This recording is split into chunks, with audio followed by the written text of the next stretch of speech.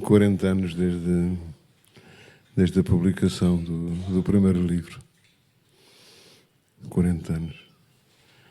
A mim parece-me um bocado impossível que tenham passado 40 anos.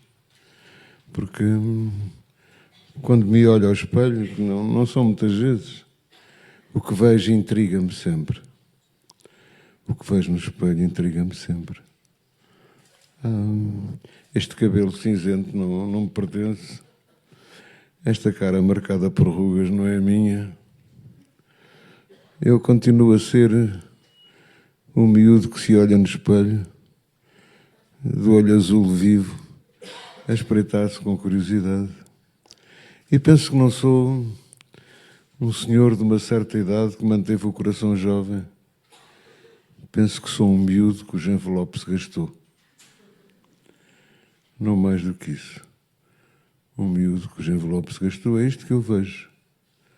E por trás das feições de agora aparece o rapaz de antes, 13, 14, 15 anos, que em vez de estudar, para grande desespero dos pais, passava o tempo a escrever.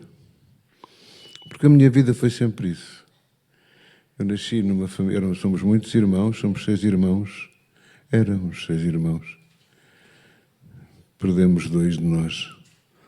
E eu era o mais velho e sempre os meus irmãos sempre se habituaram a ver-me escrever.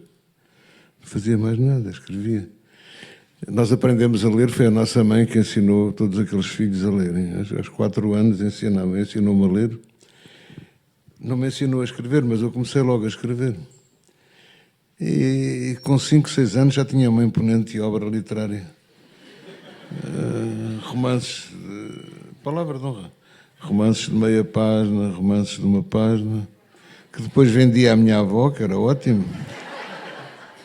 Isto era na Beira Alta, e nelas, o que me permitia ir à mercearia comprar uns repousados enormes que lá havia, que eu adorava, que me desesperavam a minha mãe, que na opinião dela fazia mal à barriga, mas nada faz mal à barriga aos 5 anos, debaixo daqueles pinheiros e dos cedros da Serra da Estrela. A minha infância foi assim, e depois o resto da minha vida foi sempre assim. Depois seguiu-se o liceu, onde eu era o desespero da família, os meus irmãos eram todos muito bons alunos, e eu não estudava. Até que a minha mãe ia-me levando com promessas. Se tu passares, se não tiveres problemas, eu dou-te isto, dou-te aquilo, etc. A última vez foi a carta de condução.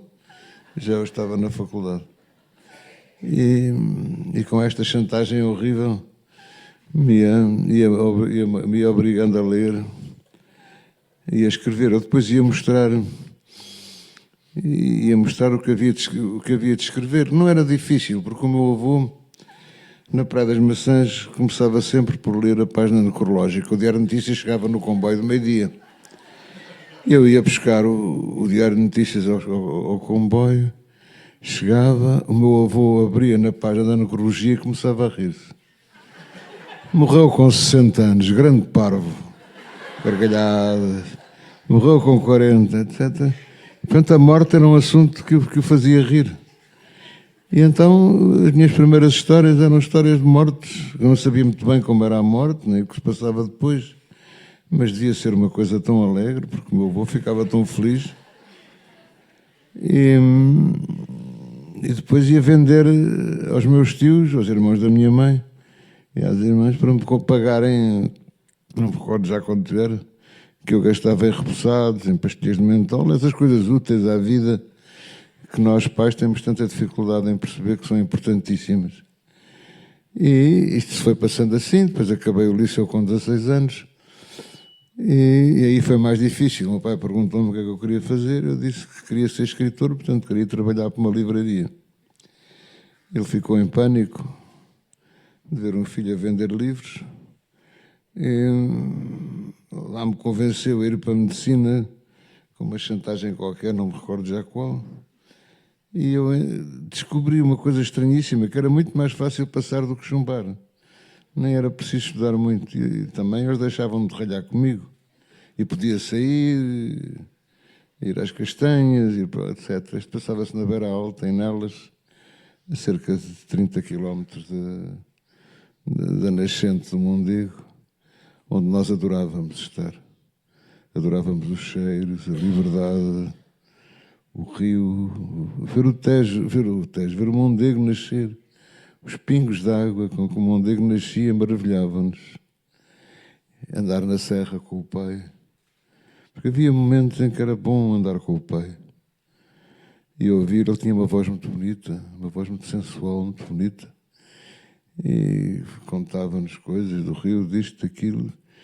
E para mim era uma alegria enorme ouvir aquela voz. Nem era tantas palavras, era a forma como a voz dele ondulava e tocava o meu corpo. E tocava a minha alma também. Então, continuei a escrever depois na faculdade. Entretanto, disse ao João, meu irmão, que não queria estudar, só queria escrever. O João propôs-me um negócio. Eu preparo os apontamentos, só estudas por eles e passas. E o João era um aluno excepcional. E assim foi, eu estudava os apontamentos do João. O João aceitava aquilo. Eu nunca discuti com um irmão meu. Nem eu, nem eles. Nunca discutimos. Tínhamos uma relação extraordinária. Quando o Dr. Paulo Portas era uma pessoa que eu não conhecia. Nunca o tinha visto. E eu estava na Basílica da Estrela com o meu irmão e de repente vejo avançar para mim com os olhos cheios de lágrimas e abraçar-me. Foi a primeira vez que o encontrei. Isto comoveu-me extraordinariamente. E ainda hoje, quando penso nele ou me lembro dele, me lembro da ternura e do afeto com que ele me abraçou. Porque as pessoas, vocês podem pensar que eu sou parvo, mas as pessoas em geral são boas. Ele foi extraordinário comigo. A atenção e a ternura com que me abraçou tocaram-me profundamente. Eu estava ali com o meu irmão, que tinha morrido pouco tempo antes, 2 a 3 dias antes, foi visitar-me para se despedir. Vim aqui para me despedir de ti. Ficámos sentados na sala, dizendo uma frase de meia hora, normalmente ele. Depois levantou-se para se ir embora, fui com ele lá abaixo, até ao táxi. E pela primeira vez vi lágrimas na cara dele. Era um homem de uma grande coragem, meu irmão. Os olhos cheios de lágrimas, abraça-me e depois disse-me: não digas a ninguém que me viste chorar. E foi a primeira vez que vi chorar, a única que vi chorar. E morreu com a dignidade com que morreram outros amigos meus. Estava lá o Ernesto Melantunes, por exemplo, que morreu com uma coragem e uma elegância extraordinária. Porque isso é uma das coisas que me impressiona mais na coragem e a elegância. Eu vi o espetáculo da cobardia em África, é nojento. Vi um oficial espojar-se debaixo de uma caminhoneta com medo de um ataque. O espetáculo da cobardia física é nojenta. E o meu irmão comportou-se com uma dignidade e uma coragem, a mesma dignidade e a mesma coragem com que vi os nossos soldados em África. Tenho o maior respeito pelos militares por causa disso, para além de ser neto.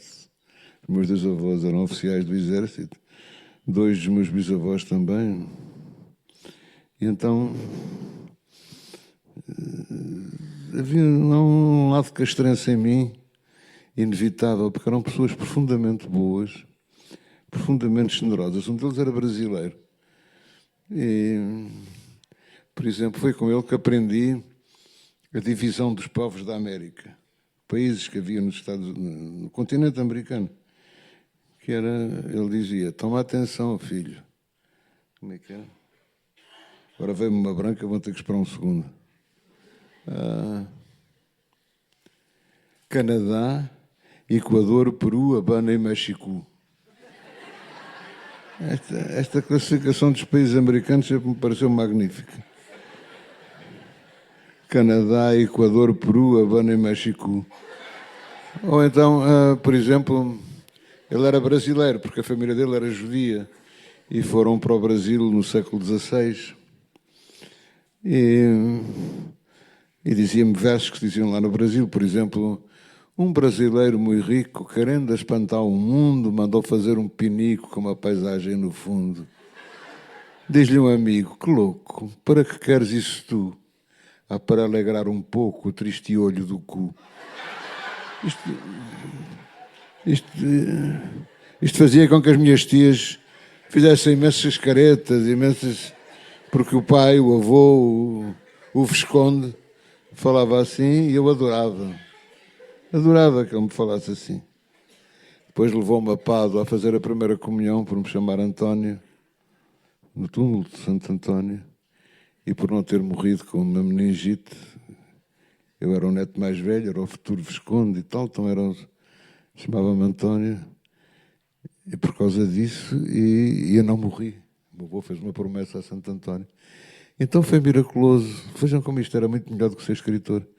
Aos 7 anos levou-me a Pádua a fazer a primeira comunhão na igreja de Santo António. Mandou-me pôr a mão no túmulo depois da comunhão. Eu pus, olhei para a cara dele, era um homem muito moreno, e a cara dele, pela primeira vez na vida, estava cheia de lágrimas. E sentir a mão dele no meu ombro e o abraço dele, é tão bom a ternura de um homem, para um homem como eu, é tão bom. E a ausência de vergonha, a facilidade com que ele dizia gosto de ti. O que eu lhe agradeço ele ter-me dito isso. Mesmo com as perguntas, só ficava aflito com perguntas difíceis. Eu tinha ouvido umas palavras na rua que não percebi o que era, e perguntei: avô, o que é um paneleiro? Tinha ouvido a palavra. Isto foi uma complicação. Ele ficou em silêncio para aí 2 minutos e depois conseguiu explicar-me sem me escandalizar. Sem me escandalizar. Como me introduziu no sexo sem me escandalizar. Nós vivíamos numa casa que tinha um jardim, um quintal, com criadas, como se dizia na altura. E eu era miúdo, só éramos rapazes, todos. Nós nascemos com muito pouco tempo de intervalo. E uma vez vi uma empregada a fazer xixi. E aquilo fez-me uma aflição enorme, não compreendi nada. Ela estava de cócoras a fazer xixi. E à hora de jantar, à mesa, perguntei aos meus pais: oh mãe, oh pai, porquê é que os homens fazem por um tubinho e as meninas por um buraquinho e as criadas por uma escova? Eu não... E eles conseguiram explicar isto sem magoar a criança que eu era, sem a espantarem, de uma forma completamente normal. Isso, entre muitas outras coisas, devo aos meus pais. A honestidade, a coragem. Não eram muito demonstrativos, não havia grandes cenas de beijos, de ternura, de abraços, que me fazia imensa falta. E às vezes ia à casa da minha avó, da mãe do meu pai, a dizer: venha aqui para me fazer festas. E punha a cabeça no colo dela para lhe sentir os dedos no cabelo. Nunca voltei a sentir dedos tão bons no cabelo como os dela. Então, foi isso que eu passei a fazer, a escrever estas coisas. Estas não, outras, coisas que me apareciam, os livros que ia lendo, etc. E isto era uma inquietação grande para os meus pais, que tinha... Como era o filho mais velho, era na cabeça deles na cabeça então do meu pai, era muito o herdeiro do nome, era considerado muito inteligente, essas coisas assim. E um miúdo que está sempre a ler em vez de estudar, para ele era uma inquietação muito grande. Mas a culpa era dele, porque ele é que me meteu nas mãos o Celino quando tinha 8 anos, e o Proust quando tinha 12, e o Dostoiévski e por aí fora, e eu ia lendo. E a pouco ia compreendendo que havia mais mundos. Que havia mais mundos para além daquele em que eu vivia. Que havia mais vida. Uma vida que eu não entendia e que ia compreendendo a pouco e pouco. Isto foi uma aprendizagem muito lenta e muito rica e devo aos meus pais. A minha mãe deve ser das poucas mulheres que eu conheço que leu o Proust várias vezes. E liam muito, estou a vê-la a ler os russos em francês, liam muito e estimulavam aquilo nos filhos, quando nós estávamos, um estava doente, estavam todos doentes, todos com papeira, todos com gripe, todos com... E ele sentava-se na cama de um de nós e começava a ler em voz alta. Poesia, sobretudo poesia brasileira, porque havia muitos livros brasileiros, porque a família vinha do Brasil, não é? Eram judeus que tinham ido para lá no século XVI. E todos os poetas brasileiros, os romancistas do século XIX, etc. Tudo isso foi entrando em nós e começou a fazer parte da nossa vida e a ser muito importante para os meus irmãos e para mim. E da mesma maneira que eu era o mais velho, isso era respeitado por todos. Eu era o mais velho, era o Visconde, como eles me chamavam. E porque o fundador desta dinastia é muito curioso. Era um senhor Antunes, meu tetravô, que morava na Póvoa de Lanhoso com os pais, eram muito, muito pobres. E o pai dele, porque o miúdo estava a morrer à fome, numa aldeia perto da Póvoa de Lanhoso, meteu-o num barco com 6 anos para o Brasil, sozinho. A criança foi assim para o Brasil e acabou rico e farto de dias e feito Visconde. Eu acho que é o Ferreira de Castro, na Selva, fala dessa família, dos Antunes, que era uma das grandes fortunas da borracha. Depois vieram para Lisboa, claro que eu não conhecia nenhum deles. Mas fui à Póvoa de Lanhoso e comoveu-me tanto chegar às 6 da manhã, quando não havia ninguém na Póvoa de Lanhoso, e andar a passear nas ruas, a pensar, eu venho daqui, porque o meu tetravô está lá enterrado. E foi bom ter tido a família pelo mundo dividida. A do meu pai, a da minha mãe. A minha avó, por exemplo, nasceu na Beira, em Moçambique, a mãe da minha mãe. Chamaram-lhe Margarida da Beira, por ser da Beira. Portanto, foi uma família que veio de muitos lados, com muitos sangues misturados, alemão, brasileiro, português. E, no entanto, sinto tanto que pertenço aqui. Tanto. Quando estou longe do meu país, sinto umas saudades enormes e não me imagino a viver permanentemente noutro sítio que não seja Portugal. Tive tantas saudades em África quando andava nas guerras, tantas. E uma saudade física, um desejo físico de beijar a terra e as coisas, beijar o ar, o cheiro, a cor do céu, a luz, que é única na nossa terra. E o imenso orgulho que eu tenho de pertencer a este país, a esta gente. Diziam os meus primos alemães, mas vocês são feios, escuros, pequeninos. Está bem, mas somos ótimos. E respondia-lhe que as nossas mulheres eram muito melhores que as deles e que os nossos homens eram capazes de proezas únicas, que eu não sabia muito bem o que era, mas eram de certeza. E foi isto.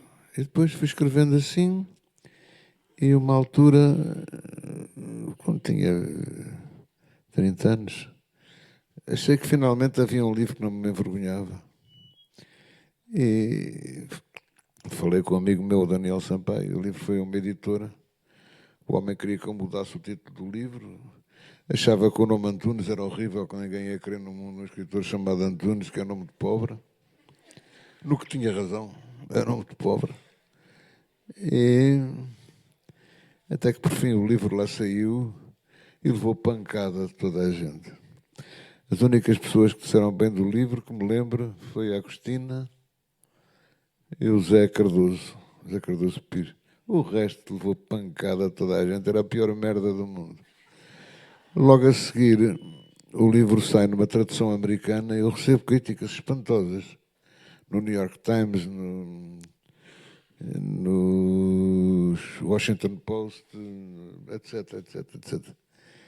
E, enquanto a crítica aqui fazia artigos, por exemplo, o João Gaspar Simões, que eu não conhecia de parte nenhuma, disse era porque a tradução é melhor que o original. Depois vi o Dr. Gaspar Simões, quando o Dr. Mário Soares, o Presidente da República, convidou escritores para jantar porque iam fazer ir o Pessoa, que eu nunca gostei muito, para os Jerónimos. E então ele, copiando o gesto do Teófilo Braga de fazer o Camões ir para os Jerónimos, pensava que isso iria levantar o Partido Socialista, etc, etc, etc. Então deu um jantar e convidou estes intelectuais todos. Logo à entrada dei com o João Gaspar Simões, que era um senhor pequeno, rechonchudo, e só lhe disse: meu filho da puta, desaparece-me daqui. E deu-me um prazer que não imaginam vê-lo ir-se embora, toque, toque, toque, toque, pela porta fora, com o Augusto Abelar ao lado a dizer: mas porquê que se vai embora? Mas porquê que se vai embora? E ele assim, com medo que o selvagem do miúdo o pontapeasse. E foi assim, depois começou a haver uma adesão maior, depois, entretanto, um escritor brasileiro que eu não conhecia levou um exemplar da Memória de Elefante, que é um livro cheio de erros, para o Brasil, e um agente americano chamado Thomas Colchi recebe uma carta dele a dizer que quer publicar o seu livro. Eu achei extraordinário, nem sabia que era um agente que me queria publicar nos Estados Unidos. E disse que sim, e o livro saiu nos Estados Unidos, tivemos críticas espantosas. Tudo aquilo que se dizia em Portugal ao contrário. O que me deu imensa força para defrontar a crítica de maneira geral. A crítica no estrangeiro foi sempre muito boa. Mas em Portugal, porque as pessoas não me perdoavam eu ser de uma família conhecida, não me perdoavam eu ter olhos azuis, não me perdoavam eu ser bonito. É verdade. Não perdoavam eu ter mais namoradas. É verdade. As pessoas não perdoam. Não perdoam a beleza como não perdoam a inteligência, como não perdoam o talento. Não perdoam. É um sentimento que nós falávamos muito, os meus irmãos e eu, que era o sentimento da inveja, que é uma coisa horrível. Mas ninguém sofre tanto como o invejoso, que sofre imenso com os sucessos do objeto da inveja. E foi assim, o livro vendia, eu tinha namoradas. Depois, com os custos de Judas, isto continuou. Mas eu não estava contente com os livros, sabia que os livros não eram bons, tinha que trabalhar muito mais. E pronto, é o que tenho tentado fazer, na esperança que os meus avós os que estão no Minho, os que estão no Algarve, os que estão em Lisboa, os que estão no Brasil, olha como o meu primo Edu Lobo, que se lembrem de mim e que rezem por mim. É o que eu peço às pessoas, que rezem por mim. Como dizia o Graham Greene, na última entrevista que deu, quando o entrevistador lhe perguntou o que é que quer das pessoas, ele respondeu uma frase que eu nunca mais esqueci, que era: que rezem pela minha alma pecadora. Eu rezo pela alma pecadora dele. E espero que Deus me ouça. Porque era um homem que sofreu tanto. Portanto, é isto. Muito obrigado por terem aqui estado, muito obrigado por me terem ouvido, muito obrigado, Sr. Presidente. Tenho muito orgulho no nosso Presidente, como tive orgulho nos outros Presidentes. Acho que tivemos muita sorte com os Presidentes. A todos eles devo favores e atenções. Não me esqueço, por exemplo, a primeira vez que ganhei o grande prémio do romance, era presidente, as miúdas eram pequeninas, era presidente o Dr. Mário Soares. E elas queriam muito apertar a mão ao presidente. Elas estão aí, podem corroborar, confirmá-la. E eu fui ter com o Mário e disse: Mário, as miúdas querem conhecê-lo. Elas estavam habituadas a serem elas a levantarem-se para falarem com as pessoas crescidas. Mário Soares levantou-se para as cumprimentar. Nunca esqueci isto. Nunca. Não imagino como foi importante para mim o meu presidente ter-se levantado para cumprimentar duas crianças, como foi importante para mim, como foi importante para elas. Contudo, depois, o presidente a seguir... Não, antes disto, foi o general Ramalhianes. Nunca vou esquecer, no dia em que o João morreu, o meu João, eu cheguei a casa Isto vou contar, não é fácil. Em casa estava um senhor à minha espera, à porta, com um embrulho pequeno. E entregou-me, dizendo que era da parte do senhor presidente, e foi-se embora. Era um embrulho. Eu abri o embrulho, tinha uma carta e uma caneta Parker, daquelas que eu sempre desejei ter, sabem, assim, que só se vê a pontinha do bico. Eu que só tinha canetas compradas no Careca pela minha mãe, que eram baratíssimas. O Careca era a mercearia que havia lá ao pé, em Benfica. E aquilo vinha acompanhado de uma carta de um senhor que dizia que era a caneta que o pai lhe tinha dado quando ele entrou para a faculdade e que, passado muitos anos, tinha voltado a receber. E que gostava que eu ficasse com a caneta. Eu tinha acabado de enterrar não, que o João só foi enterrado no dia seguinte, de me despedir do meu irmão. E isto ajudou-me tanto, este gesto de amor, que eu nunca esqueci. Nunca.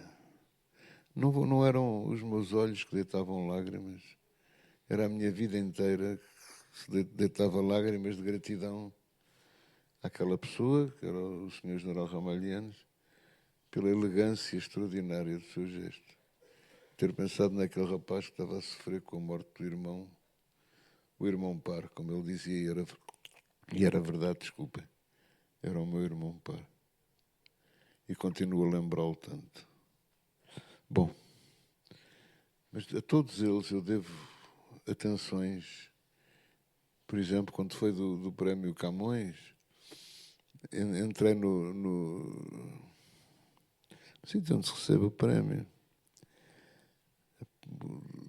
pelo braço da senhora, da mulher do Presidente da República, que era o professor Cavaco Silva, que foi para mim, ele sabia que eu não votava nele, mas que foi para mim de uma delicadeza, de uma ternura e de um afeto que eu não imaginava possível num homem com um ar tão severo.